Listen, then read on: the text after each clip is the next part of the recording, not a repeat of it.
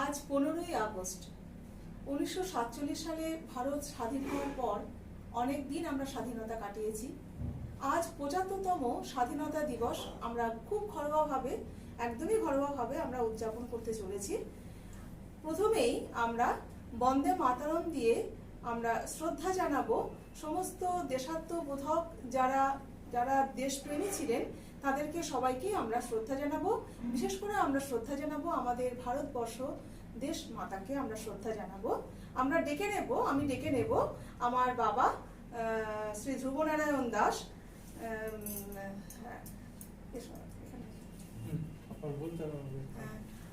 আমার ছোট ছেলে সম্যক, আর আমার সম্যকের বাবা বিবেকানন্দ স্বর।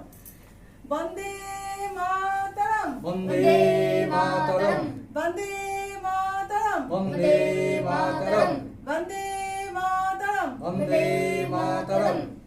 জয় হিন্দ, জয় হিন্দ, জয় হিন্দ, জয় হিন্দ, জয় হিন্দ, জয় হিন্দ, জয় হিন্দ। ভারত মাতা কি জয়, ভারত মাতা কি জয়, ভারত মাতা কি জয়। প্রথমে আমরা উদ্বোধনী সঙ্গীত দিয়ে শুরু করব আজকের অনুষ্ঠান। উদ্বোধনী সঙ্গীত আমরা করছি বন্দে মাতরম।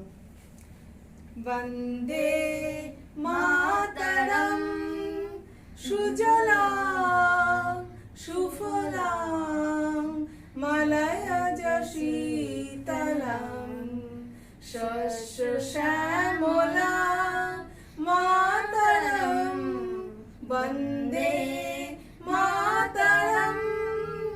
শুভ্র জ্যোৎস্না পুলকিত যামিনী ফুল কুসুমিত দ্রুমদল শোভিনী সুহাসিনী সুমধুর ভাষিণী সুখদাং বরদাং মাতরম বন্দে মাতরম বন্দে মাতরম।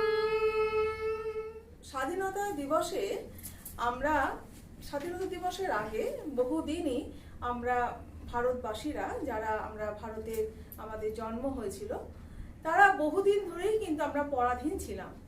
শক, হুন, পাঠান, মোঘল, তারপরে ইংরেজ, অবশেষে ইংরেজদের দাসত্ব থেকে মুক্ত হতে আমাদের প্রায় 300 বছর কেটে যায়।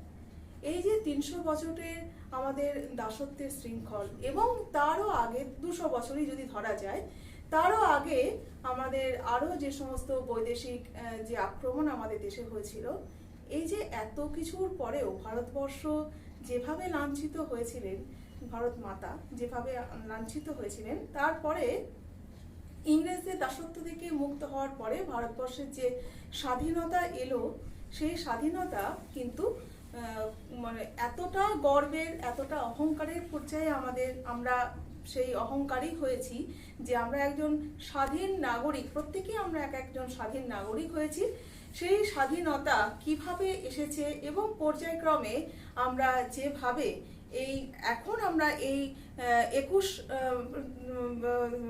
সালে আমরা যে দাঁড়িয়ে আছি, এই যে একটা দীর্ঘ সময়, এই দীর্ঘ সময়ে আমরা কিভাবে পর্যায়ক্রমে আমরা যে এই পথটা অতিক্রম করলাম, সেটা নিয়ে কিছু মূল্যবান কথা আমরা শুনে নেব বিবেকানন্দ স্বরের কণ্ঠে। আপনারা একটু শুনতে থাকুন তার এই মূল্যবান বক্তব্য। আজ 15ই আগস্ট 75তম স্বাধীনতা দিবস সারা ভারতবর্ষ জুড়ে উদযাপিত হচ্ছে। এই স্বাধীনতা কথাটা এসছে নিশ্চয়ই পরাধীনতার বিপরীত শব্দ থেকে। কোন দিন থেকে আমাদের দেশ পরাধীন হলো সেটা আমাদের একটু জেনে নেওয়া প্রয়োজন। 1757 সালের পলাশীর যুদ্ধে মাধ্যমে বাংলার পরাধীনতা সূত্রপাত হয়। এইভাবে বাংলার মাধ্যমে গোটা ভারতবর্ষ আস্তে আস্তে পরাধীনতার শৃঙ্খলে আবদ্ধ হয়। অধুনা বাংলাদেশ, ভারতবর্ষ, পাকিস্তান মিলে যে অখণ্ড ভারতবর্ষ, সেই অখণ্ড ভারতবর্ষ সমস্তটাই ছিল ইংরেজদের অধীন। সেই অধীনতা থেকে আমরা 1947 সালের 15ই আগস্ট স্বাধীনতা প্রাপ্ত হয়েছি। তো এই স্বাধীনতার পরে আমাদের দেশের বর্তমান যে অবস্থা, সেই অবস্থার পরিপ্রেক্ষিতে আমরা প্রকৃত কি স্বাধীনতা পেয়েছি, মানে প্রকৃত স্বাধীনতার জায়গায় কি আমরা আছি, সেইটার আমাদের মূল্যায়ন করার প্রয়োজন আছে। যে কোনো বিশেষ দিন উদযাপনের একটা বিশেষ তাৎপর্য থাকে।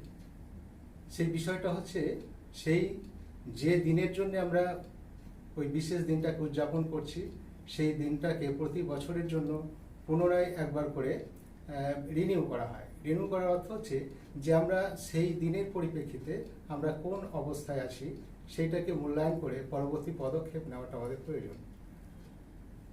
1757 সালের পলাশীর আমবাগানে যে যুদ্ধ হয়েছিল ব্রিটিশ ইস্ট ইন্ডিয়া কোম্পানির সঙ্গে, বাংলা অধুনা বাংলা বিহার উড়িষ্যার নবাব সিরাজদৌল্লার সঙ্গে, সেই যুদ্ধে আমরা জানি যে মির্জাফরের বিশ্বাসঘাতকতায় নবাব সিরাজদৌল্লা শোচনীয়ভাবে, অভাবনীয়ভাবে পরাজিত হয়েছিলেন।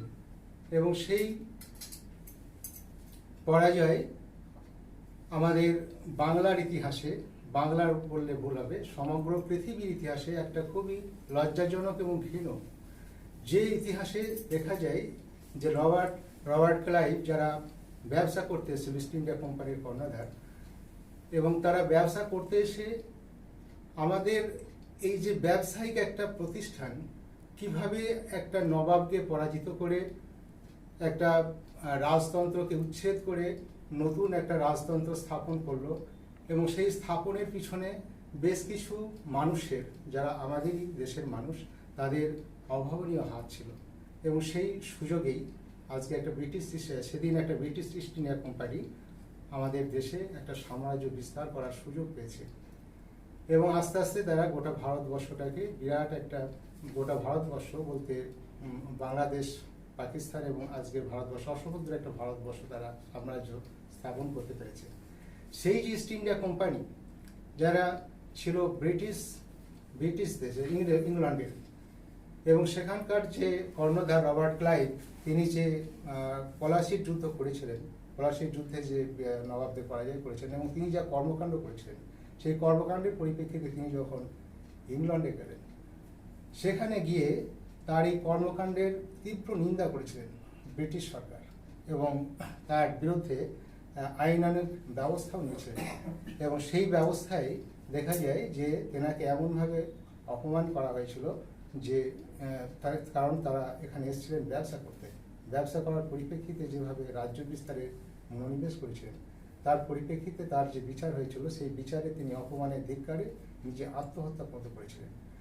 তাহলে এখান থেকেই বোঝা যায় যে বিশ্বের সভ্য ইতিহাসের কাছে আমাদের বাংলায় পলাশীর যুদ্ধে যে ইতিহাস রচনা হয়ে গেল, সেটা গোটা বিশ্বের কাছে নিশ্চয়ই ঘৃণ এবং ধিক্কার। ব্রিটিশরা সভ্য জাতি, যেই সভ্য জাতির ইতিহাসে, সভ্য জাতির মানুষ হয়ে তারা যে একটা বর্বরোচিত কাজ করে গিয়েছিল, পরবর্তীকালে অবশ্য সেগুলো আস্তে আস্তে এগিয়ে যাওয়াতে ব্রিটিশ সরকার অবশ্য একটা সুযোগ নিয়েছিলেন, এবং এখানে একটা বিরাট একটা রাজ্য বিস্তার তারা করেছিলেন ঠিকই। এবং সেই রাজ্য বিস্তারের পরিপ্রেক্ষিতে তারা এখানে ব্যবসা মূলত তাদের, মানে শেষের দিকে মূলত তাদের আস্তে আস্তে পরবর্তী পদক্ষেপ, তারা ব্যবসার পরিবর্তে তাদের শোষণ, রাজ্য শাসন এবং এই সমস্ত কাজের প্রতি তাদের একটা উৎসাহ ছিল। তো এই ব্রিটিশ সরকার যেভাবে ভারতবর্ষের সাম্রাজ্য বিস্তার করেছেন, সেই ব্রিটিশ সরকারকে উচ্ছেদ করতে বহু বিপ্লব, বহু সংগ্রাম ঘটেছে আমাদের ভারতবর্ষে। বহু মানুষকে, বহু শহীদকে, বহু স্বাধীনতা সংগ্রামী তাদেরকে প্রাণ দিতে হয়েছে। ক্ষুদিরাম বসু, নেতাজি ভগৎ সিং, বিনয় বাদল দীনেশ, নেতাজি সুভাষচন্দ্র বসু, মহাত্মা গান্ধীর মতো একজন বিচক্ষণ, দূরদর্শী সম্পন্ন জাতীয় নেতা, তিনি এই স্বাধীনতা সংগ্রামে থেকে তিনি ব্রিটিশদের বিরুদ্ধে সংগ্রামে, আমরা অনেক রক্তক্ষয়ী সংগ্রামের মাধ্যমে 1947 সালের 15ই আগস্ট আমরা স্বাধীনতা প্রাপ্ত হলাম। সেই স্বাধীনতা প্রাপ্তির পরে আমাদের সেই পুরনো দিনের কথাই যেন আজকে মনে হচ্ছে যে আমরা সেরকম দিনই আছি। আমরা কি প্রকৃত স্বাধীন হয়েছি? আজও কিন্তু আমরা বিভিন্ন দিক থেকে নানান দিক থেকে মননে এবং সমস্ত দিক থেকেই আমরা কিন্তু পরাধীনতার বিষয়গুলো সবসময় রন্ধে রন্ধে উপলব্ধি করি। যে পরাধীনতার জ্বালা যন্ত্রণা ছিল মূলত ব্যবসায় ভিত্তিক, এবং সেই ব্যবসাকে কেন্দ্র করেই আজকে আমাদের দেশে তথা গোটা বিশ্বের মানুষ কিন্তু বিভিন্ন দিক থেকে আস্তে আস্তে পরাধীনতার শৃঙ্খলে মুচিত বাঁধা হচ্ছে। যেমন আজকে আমাদের স্বাধীনতা নেই, আমরা সমস্ত দিক থেকে আমরা নিরুপায়। আজকে শিক্ষা, স্বাস্থ্য, আমাদের সমাজ, সব দিক থেকে যেন আমরা একটা পরাধীনতা অনুভব করি। কেন করি? তার কারণ হচ্ছে সরকারের যে সমস্ত স্বাধীন একটা দেশের সরকারের যে সমস্ত পরিকল্পনা বা উদ্যোগ থাকা প্রয়োজন, সেই ধরনের পরিকল্পনা উদ্যোগ সেভাবে কার্যকরী করছে না। এটা অবশ্য সাধারণ মানুষের একটা বোধের অভাব। সাধারণ মানুষ যা চাইছেন সরকার তাই করছেন। এটা কিন্তু সাধারণ মানুষ বুঝতে পারছেন না যে আস্তে আস্তে তারা পরাধীনতার বন্ধনে আবদ্ধ হয়েছেন এবং আরও পরাধীনতার বন্ধনে আবদ্ধ হবেন। দেশ যত ব্যবসার বন্ধনে আবদ্ধ হবে, ব্যবসা বলতে বেসরকারীকরণের দিকে আবদ্ধ হবে, দেশ তত বেশি, দেশের জনগণ তত বেশি আস্তে আস্তে পরাধীনতার বন্ধনে তারা যুক্ত হবে। ঠিক সেই ঘটনাটাই আজকে ঘটছে। আজকে আমরা বেসরকারীকরণের দিকে আমাদের ঝোঁক দিচ্ছি। সরকারি কোনো পরিকল্পনা, কোনো ব্যবস্থা, সেগুলোতে আমাদের মনোনিবেশ নেই। আজকে আমরা কোনো স্বাস্থ্য খারাপ হলে, শরীর খারাপ হলে আমরা ছুটে যাই নার্সিংহোমে। সরকারি যে প্রতিষ্ঠান, সেই প্রতিষ্ঠানের দিকে আমাদের কোনো মনোযোগ নেই, কারণ সেখানে নাকি ভালো চিকিৎসা হয় না। তো এই যে একটা মনের দিক থেকে এই যে একটা সরকারের প্রতি একটা ভীতি, মানে সরকারি প্রতিষ্ঠানের দিকে একটা ভীতি, এটা কি পরাধীনতার একটা ব্যাপার, উৎস নয়? আজকে আমাদের শিক্ষার ব্যাপারে, আমাদের ছেলে মেয়েদের শিক্ষার ব্যাপারে আমরা কোনো সরকারি স্কুলে ভর্তি করি না, আমরা ছুটে যাই একটা বেসরকারি স্কুলে, কারণ সেখানে নাকি খুব ভালো পড়াশোনা হবে, ছেলে ভালো মানুষ হবে। সরকারি প্রতিষ্ঠানের প্রতি আমাদের কোনো নজর নেই, রক্ষেপ নেই। এখানে গেলে ছেলেরা খারাপ হয়ে যাবে, পড়াশোনা করতে পারবে না। তাহলে এটা কি একটা পরাধীনতার বিষয় নয় আমাদের?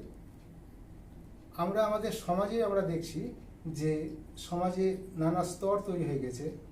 এত বেশি স্তর হয়েছে যে বিভিন্ন স্তরের মানুষরা, তাদের মধ্যে কোনো যোগাযোগ নেই, তাদের মধ্যে কোনো সার্বিক সমাজের যে সার্বিকরণ সেটা নেই। তারা যেন প্রত্যেকে পরস্পর বিচ্ছিন্ন, বিভিন্ন স্তরের মধ্যে একটা দ্বন্দ্ব, সংঘাত, মানসিক দিক থেকে, অর্থের দিক থেকে, সমস্ত দিক থেকে। তাহলে এই যে স্তর বিন্যাসের এই যে এত ভেদাভেদ, এগুলো তো আমাদের মনে কি একটা পরাধীনতার একটা যারা আমাদের মধ্যে অটোমেটিক নিয়ে আসে। তাহলে সর্বোপরি জনগণকে বুঝতে হবে স্বাধীনতা আর পরাধীনতা এই দুটোর মধ্যে তফাৎ কি। স্বাধীনতা বলতে আমরা কি বুঝি, আর পরাধীনতাই বা কি? এই উপলব্ধিটা আমাদের আগে দরকার। এই উপলব্ধি যদি আমরা সঠিকভাবে করতে পারি, তাহলে আমরা আমাদের দেশ পরিচালনার সঠিক মূল্যায়ন যদি আমরা আমাদের রাজতন্ত্রের মধ্যে, আমাদের জাতীয়তাবাদী নেতাদের মধ্যে যদি আমরা এটা জাতীয় নেতাদের মধ্যে যদি সঞ্চালিত করতে পারি জনগণের মাধ্যমে, তাহলেই মনে হয় আমাদের এই স্বাধীন ভারত বলাটা, গর্বের সঙ্গে বলাটা আমাদের সার্থক হবে, এবং আমরা স্বাধীনতার যে মজা, যে আনন্দ, যে সুখ, সেটা আমরা অনুভব করতে পারব। খুব খারাপ লাগে বলতে, আমরা পৃথিবীর শ্রেষ্ঠ জীব, উন্নত জীব, অথচ যারা বন্য প্রাণী, বনের পশু যারা, তারা কিন্তু বিভিন্ন গোষ্ঠীর মধ্যে তারা কিন্তু পূর্ণ স্বাধীনতা এনজয় করে। বনের পাখিরা, খাঁচার পাখি বন্দি, সে পরাধীন, কিন্তু বনের পাখি সে উন্মুক্ত, সে কিন্তু স্বাধীনতার পূর্ণ আনন্দ এনজয় করছে। অথচ আমরা সমাজের উন্নত মানুষ হয়ে সেই পূর্ণ স্বাধীনতা আমরা আজও এনজয় করতে পারছি না। আমরা নামে স্বাধীন, কিন্তু প্রকৃতপক্ষে ভেবে দেখুন আমরা প্রকৃতই কি স্বাধীন? সেই মূল্যায়ন করার দিন হচ্ছে আজ, প্রতি বছরই। এটা আমাদের রিনিউ করতে হবে। ধন্যবাদ। নমস্কার।